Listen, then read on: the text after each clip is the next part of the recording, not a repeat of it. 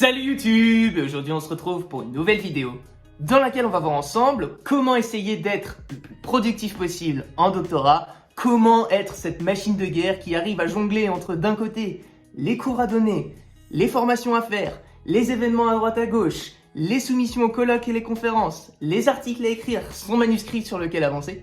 Bref, tout l'attirail du parfait doctorant et on va essayer de prendre 5 conseils que j'essaye moi-même d'appliquer et bien sûr ça vaut pour moi uniquement et je vous invite à essayer de vous en inspirer et à prendre ce que vous voulez prendre de cette vidéo pour essayer de devenir la machine de la productivité. Productivité en doctorat, ça me paraît être capital pour essayer d'avancer et surtout de ne pas sacrifier sa santé physique et mentale et on va essayer de voir comment on peut faire tout ça ensemble. Si vous aimez ce type de vidéo, n'hésitez pas à liker la vidéo, à vous abonner à la chaîne en activant la petite cloche et d'autres vidéos sur ce thème-là. Je pense à une vidéo sur l'optimisation de son temps en doctorat, va popper juste là, je vous la mets là, le lien sera en description. Et mettez-moi tout de suite, dès à présent, un commentaire sur la chose à mettre en place pour être plus productif en doctorat et surtout essayer de s'y retrouver pour pas se retrouver noyé, la tête sous l'eau au milieu de toutes ces tâches qu'on a à faire. Allez, sans plus tarder, c'est parti!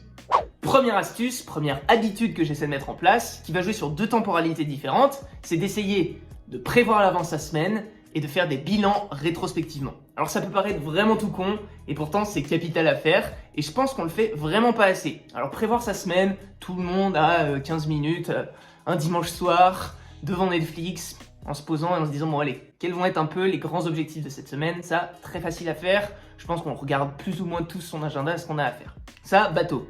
Mais faire des bilans rétrospectivement pour se dire « Ah ouais, là j'en étais là et j'avais ça comme questionnement et donc ça, faut pas que j'oublie parce que je vais en avoir besoin pour telle date, puis revenir là-dessus. Et là, ah oui, j'avais avancé sur tel et tel sujet, par contre j'étais un peu en la ramasse sur tel sujet, donc là ça me permet de savoir que la semaine prochaine, je vais devoir réavancer sur ces sujets-là. » Voilà, ça permet très facilement d'avoir un suivi un peu plus efficace et c'est ce que j'essaie de faire alors, notamment à travers les bilans de thèse, la série là que je vous mets sur YouTube actuellement. Vous regardez pas les bilans de thèse, comment ça? Je vous mets les derniers épisodes des bilans de thèse juste ici. Le lien sera en description. Donc ça, c'est un moyen pour moi de traquer un peu mon suivi en thèse. J'essaie de revenir régulièrement sur les bilans que je fais avec mes directeurs de thèse pour voir où est-ce que j'en étais. Et je pars toujours du dernier document fait pour et avec mes directeurs pour pouvoir avancer par la suite. C'est un peu le jalon de base sur lequel je me focalise en me disant « Ah, ils m'ont dit d'avancer sur ça, ça, ça ». À la fin de chaque rendez-vous, je prends exprès au moins 2 petites minutes à la fin en leur disant « Ok, là moi je pense qu'il faudrait que j'avance sur ça, ça, ça à la fin. Est-ce que ça vous va si je fais comme ça, comme ça, comme ça ?» Et on refait un point après. Et comme ça vous permet de maintenir le suivi, déjà de bloquer eux aussi une date parce qu'ils ont leur occupation et c'est bien normal. Et vous de votre côté, vous pouvez avancer sans savoir si « Ah bah alors j'aurai pas son retour, du coup je serai un peu dans le flou. Puis peut-être que je vais me disperser un peu sur A, puis sur B, puis un peu de C, puis j'essaie de faire tout en même temps. » Et au final, vous êtes beaucoup moins efficace que si vous avez un plan très fixe basé sur ce que vous avez fait par l'avant et ce que vous voulez faire pour après.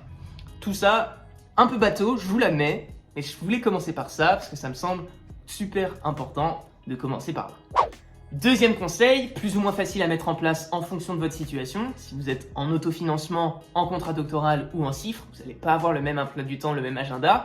C'est d'essayer au maximum d'organiser vos journées comme vous le pouvez et comme vous le souhaitez.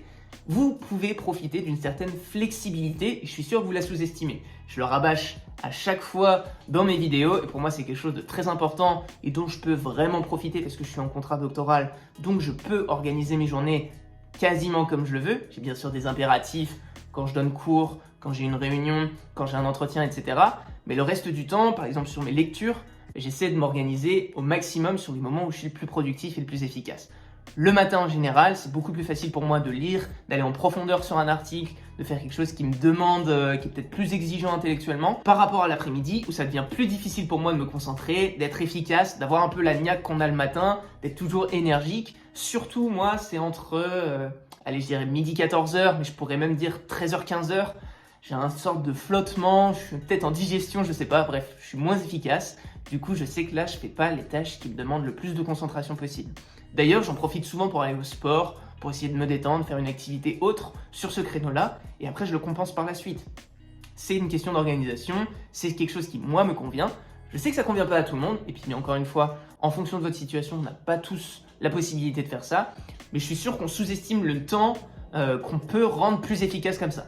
Je sais qu'il y en a qui aiment lire dans le métro pour gagner justement du temps. En général, c'est rarement ceux qui veulent gagner du temps, c'est ceux qui se sentent un peu noyés, submergés, et qui compensent un peu comme ils peuvent. Si vous êtes efficace dans le métro, grand bien vous en fasse, faites dans le métro. C'est pas mon cas, j'ai du mal à me concentrer, je préfère faire autre chose, j'apprends une langue, etc. en ce moment, donc j'essaie de faire ça dans le trajet du métro. On a tous un moment, je sais pas, le soir, moi je sais que le dimanche par exemple, après-midi, fin d'après-midi, soirée, je profite un maximum pour m'avancer sur ma semaine prochaine. Tous les mails qui doivent tomber le lundi matin, je les fais le dimanche soir, comme ça je sais que je vais être lu dès le lundi matin, je gagne du temps hyper facilement sur ma chaîne. Et franchement, on sous-estime le nombre de mails qu'on passe à faire. C'est du temps parfois complètement perdu. Et vous rajoutez à ça une petite réunion, un petit entretien, et puis une lecture qui avance un peu difficilement. Et votre journée, elle a vite fait d'être moins productive. Essayez au plus possible d'organiser votre journée comme vous le pouvez.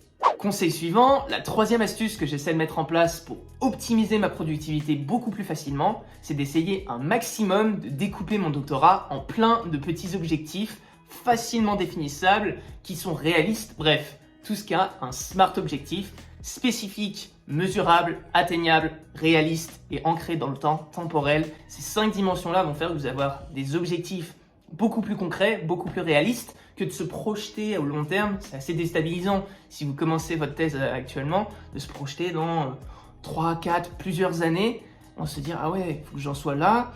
Entre-temps, je navigue un peu dans le flou, je sais que j'avance un peu sur ma revue de littérature, un peu de terrain, mais ça va manquer de concret et vous n'allez pas avoir d'objectifs facilement mesurables et réalisables petit à petit. Là au moins, en faisant ça, ça coûte vraiment rien et vous avez vraiment l'impression de se dire ah ouais, en fait hier j'étais là et en fait aujourd'hui j'ai fait un entretien de plus. Pas grand chose, mais c'est déjà pas mal. Demain, un entretien. Pas grand chose, mais j'ai retranscrit ça. Le surlendemain, la vache, j'en ai retranscrit un et en plus j'en ai fait 2. Ok? Et puis à la fin de la semaine, vous allez voir comme ça tous les progrès que vous avez pu faire et c'est comme ça que vous allez pouvoir avancer en vous disant ok, dans 1 mois je dois avoir fini la collecte de mes entretiens. Dans 3 mois après, j'en serai à peu près au moment de l'analyse. Puis là, je referai le point pour réévaluer.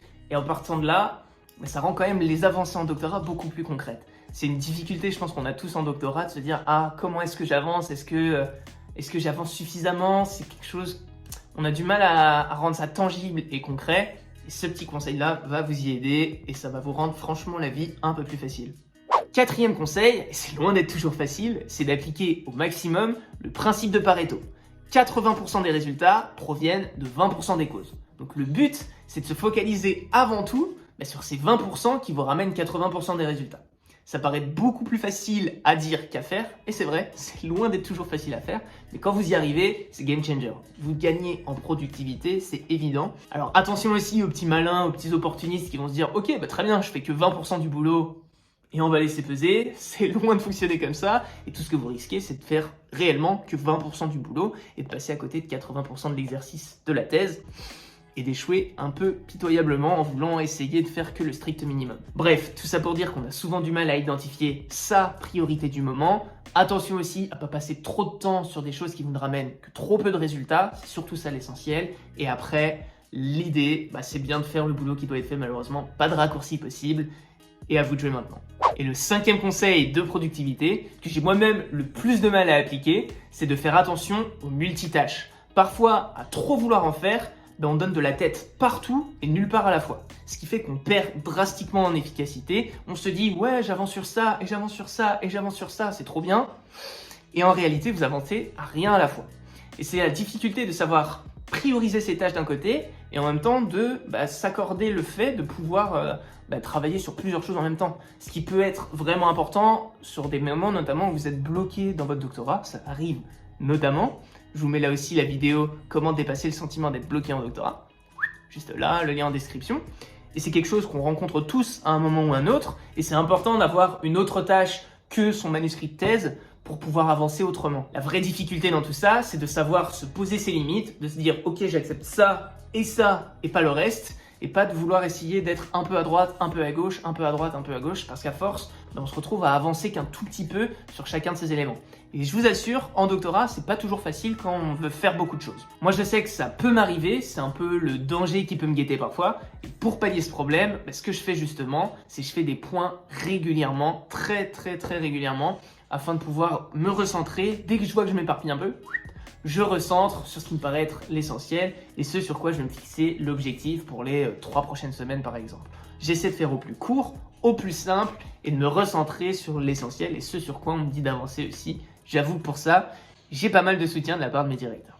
Voilà pour cette vidéo sur la productivité en doctorat. C'est les trucs et astuces qui me semblaient essentiels et que moi j'essaie de mettre en place en tout cas. Mais encore, je me dédouane, c'est ce que j'essaye et ce que moi je recommanderais à quelqu'un qui essaierait d'être plus productif en doctorat. Dites-moi en commentaire si j'ai oublié quelque chose, si vous pensez à quelque chose qui serait hyper important que j'aurais pas mentionné. Je suis curieux de vous lire en commentaire. D'autres vidéos sur le doctorat et l'orientation scolaire arrivent très vite sur la chaîne. Moi je vais vous laisser là et d'ici là pour moi, il n'y a plus qu'à.